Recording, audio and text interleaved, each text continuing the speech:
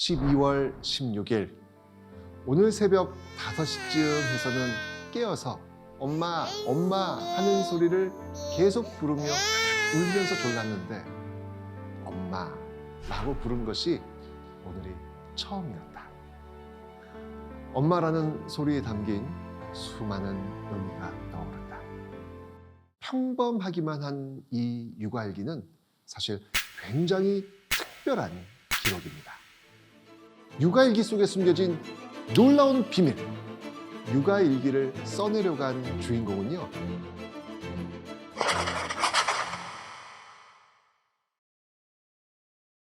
안녕하세요. 한국사길잡이 큰별쌤 최태성입니다. 평범해 보이는 육아일기 속에 숨겨진 비밀은요, 바로 이 육아일기가 중국 대륙을 떠돌면서 나라를 찾기 위한 독립전쟁이 한창이던 독립운동가 부부가 쓴 일기라는 것입니다. 임시정부 요원으로 본격적인 독립전쟁에 투신하기 전 19살 양우조는 더 큰 세계를 보겠다는 꿈을 가지고 혈혈단신 미국으로 떠났던 유학생이었습니다.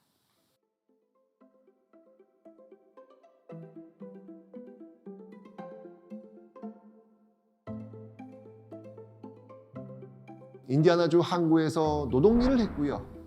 알래스카 탄광에서 일했고요. 하와이 사탕수수밭에서 일하면서 언어를 익히고 학비를 벌었습니다.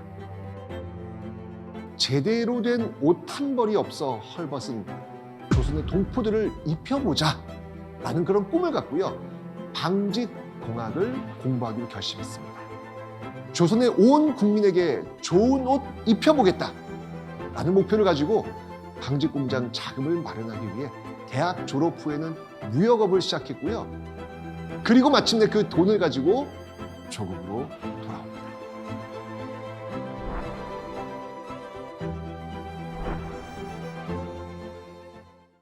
하지만 현실은 그가 꿈꿨던 청사진과는 매우 달랐죠. 전국 각지에 방직공장 부지를 찾기 위한 노력이 일제경찰 눈에는 독립운동의 일환으로 보였나 봅니다. 일제경찰의 감시 속에 부산 지역을 떠날 수조차 없게 된 이 양우조는요, 결국 자신이 오랫동안 준비했던 계획을 바꾸기로 합니다. 산업을 일으키기 위해서, 헐벗은 동포들을 먹고 입히기 위해서, 이 모든 것을 위해서는 우선 먼저 독립을 해야 한다. 조국의 산업 부흥을 꿈꿨던 젊은이가 이제 본격적인 독립운동가로 탈바꿈하게 된 것입니다. 일제 경찰의 눈을 피해 은밀히 상하이로 간 양우조는요, 대한민국 임시정부에 합류했고요. 이후 임정의 주요 직책을 맡으면서 중국 곳곳을 돌면서 활발한 독립운동을 합니다.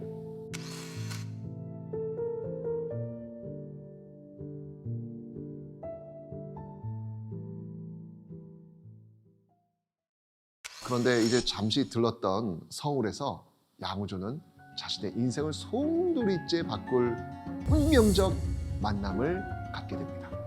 지인의 소개로 당시 이화여전 영문과를 졸업하고 모교에서 교편을 잡고 있던 신여성 최선화를 만나게 된 겁니다.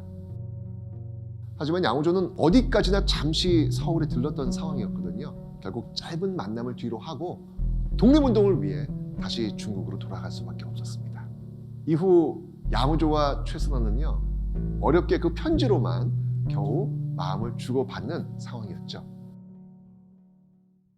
당시 양우조는요, 이 독립운동가임을 감추기 위해서 이춘삼이라는 가짜 중국인 증명서를 가지고 다니면서 중국인 행세를 하고 있었습니다. 신분을 위장해야만 겨우 돌아다닐 수 있는 그야말로 악전고투의 상황.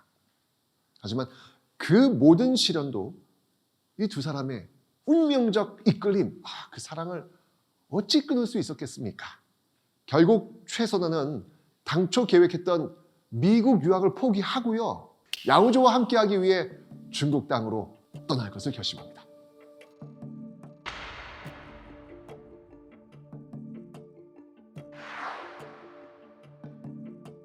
1937년 3월 22일 중국 진강에서 평소 주례를 안 서기로 유명했던 김구가 주례를 맡은 한 부부의 결혼식이 열렸습니다.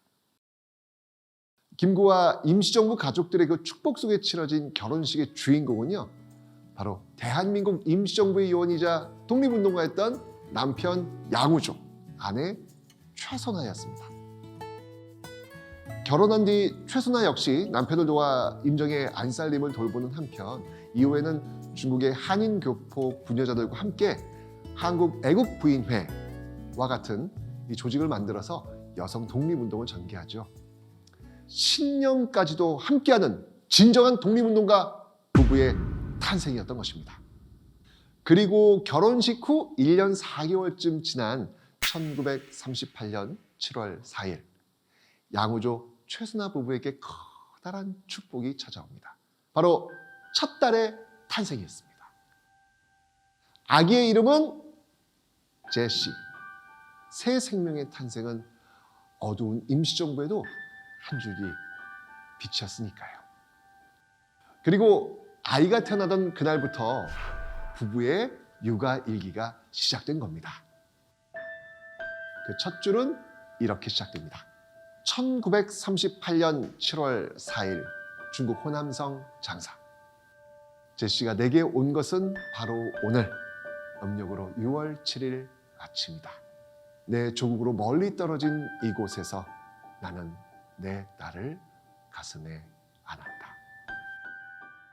부부가 첫 아이를 품에 안은 감격스러운 순간이었지만 사실 제시가 태어나던 때의 현실은 너무나도 냉혹했죠. 1937년 7월 중일 전쟁이 발발하고 일본이 유리한 고지를 점령하면서 임시정부의 상황이 더욱 안 좋아졌습니다. 양우조 최선화 부부 역시 마찬가지였겠죠.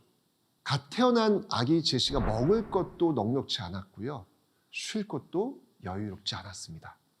일기에도 역시 행복만큼이나 깊은 걱정이 곳곳에 담아 있습니다.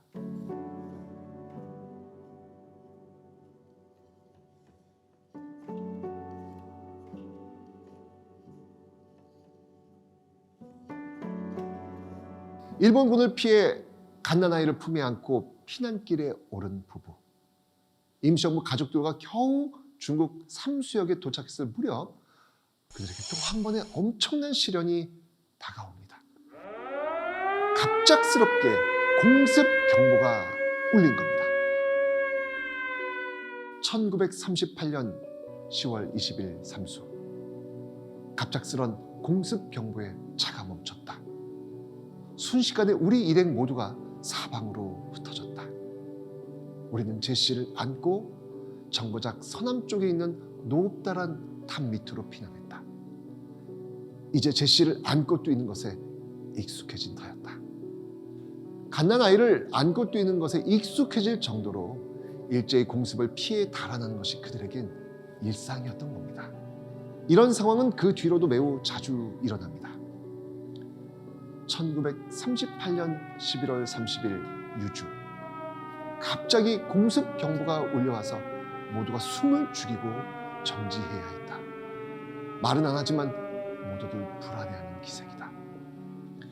1938년 12월 5일 유주. 들어가자마자 일본 비행기가 착탄을 수없이 떨어뜨리는 모양이었다.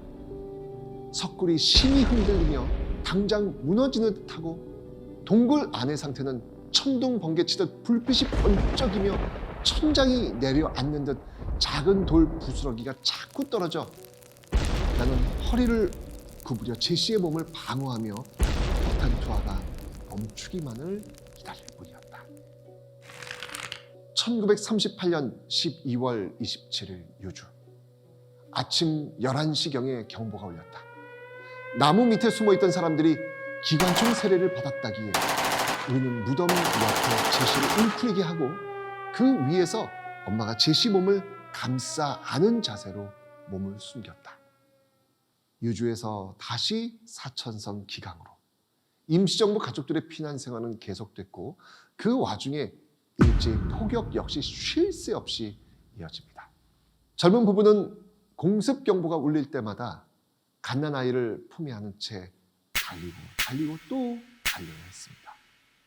내 자식이 살짝만 긁혀도 부모의 억장 무너지잖아요. 이 딸의 목숨이 위험한 상황에서 양우조 최순아 부부는 어떤 생각을 했을까요?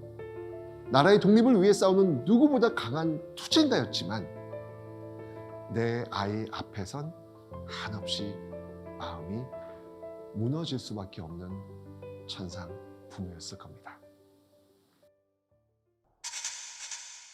하지만 그런 부모의 걱정이 무색하게 제시는 다행히도 건강하게 무럭무럭 자랍니다. 임시정부 가족들은 전쟁 속에서도 티 없이 자라는 제시를 많이 아꼈고요. 그 중에서도 김구, 이시영 선생은 특히 제시를 예뻐했다고 합니다. 1941년 3월엔 양우조 최순아 부부의 둘째도 태어납니다. 둘째 딸 이름은 제니. 그리고 1941년 12월 태평양 전쟁이 일어납니다. 임시정부는 즉각 항전 체제로 전환했고요. 일본과 독립을 상대로 한 선전 포고문을 발표하죠. 한국 광복군을 연합군의 일원으로 참전시켜 전쟁에 참여하라고 했습니다. 광복군은 일본군이 있는 곳이라면 모두 독립전쟁을 위한 전투 지역이라는 판단하에 각지에 파견을 합니다. 한편으로는 우리 손으로 광복을 쟁취하기 위해 직접 국내 진입 작전을 계획하기도 합니다. 하지만 이런 만반의 준비가 무색하게 전쟁은 우리가 예상하지 않았던 방향으로 갑자기 전개가 되죠. 연합군이 일본의 핵폭탄을 토하며 1945년 8월 15일 일본이 갑작스럽게 무조건 항복함으로써 끝나버린 겁니다. 1945년 8월 10일 사천성 준경. 일본이 무조건적으로 투항했다는 소식이 준경에 도착한 것은 오늘 10일 저녁 8시쯤이었다. 이 소리를 듣는 순간 정신이 아득해 오며 아무 생각도 들지 않는 것이다. 가슴이 뛰고 너무 어지러워 자리에 가서 잠시 누워야 할 정도였다. 일본의 패망, 즉 우리나라의 광복이었습니다. 하지만 당시 이 소식을 들은 많은 동포들은 이게 제대로 실감이 안 났다고 하죠. 양우조 최순아 부부 역시 같은 심경이었던 것 같습니다. 일제히 패망 소식을 들은 제시는 이렇게 물었다고 합니다.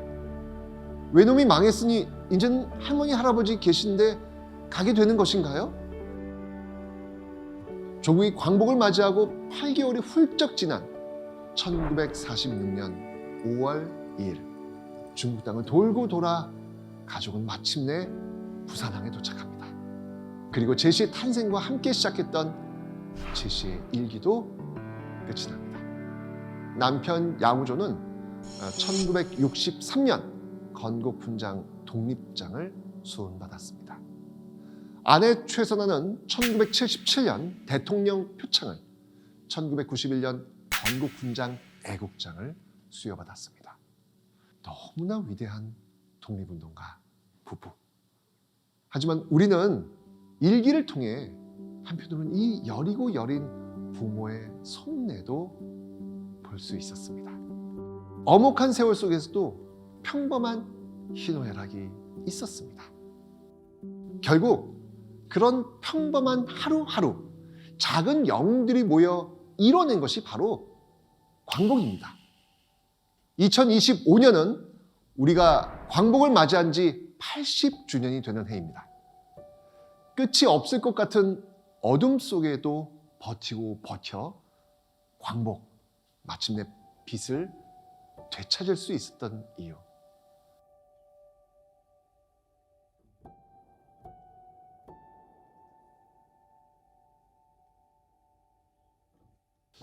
오늘 이 시대를 살아가는 우리 모두가 바로 이들의 일상, 이들의 꿈을 꼭 기억했으면 좋겠습니다.